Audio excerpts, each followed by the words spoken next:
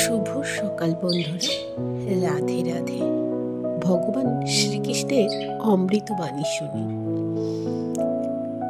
সকালে প্রত্যেকটা সুন্দর মুহূর্ত কাটানোর জন্য শ্রীকৃষ্ণের বাণী আমাদের জীবনে পরম আনন্দ ও আত্মতৃপ্তি দিয়ে থাকে।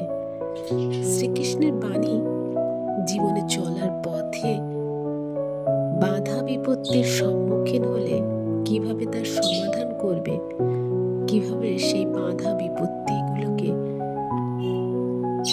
থেকে নিজেকে মুক্ত করবে, তার সম্পূর্ণ ব্যাখ্যা ভগবদ গীতায় সুন্দরভাবে করেছে।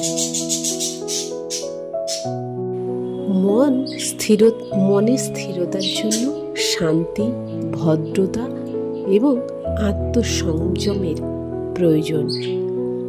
মন যদি স্থির থাকে, নিজের আত্মকে সংযত রাখে আর শান্ত হয়ে মন নিজের কথা শোনে, তবে জীবনে বাধা বিপত্তি আসলে তা কাটিয়ে ওঠার শক্তি মনই সঞ্চার করে। কৃষ্ণ বলেন, মনের পবিত্রতার সঙ্গে আত্মসংযমের সাথে পবিত্রতা অবশ্যই প্রয়োজন। তাহলে জীবনের মুখ্য লাভ করা যায়, জীবনের উদ্দেশ্য জানা যায় যে আমরা ঠিক পথে বা সঠিকভাবে নিজের পথে পৌঁছাতে পারছি কিনা।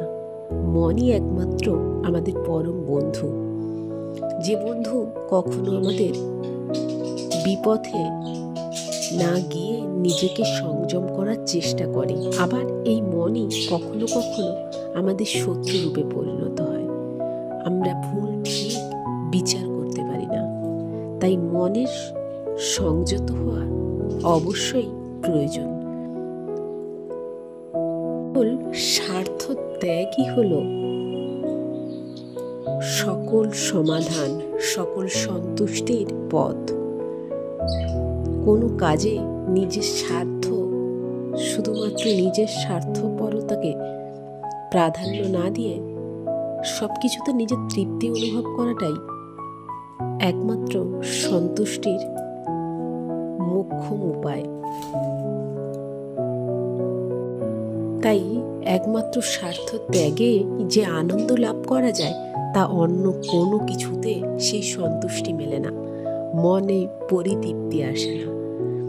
স্বার্থ ত্যাগই আমাদের আনন্দের অন্যতম মাধ্যম।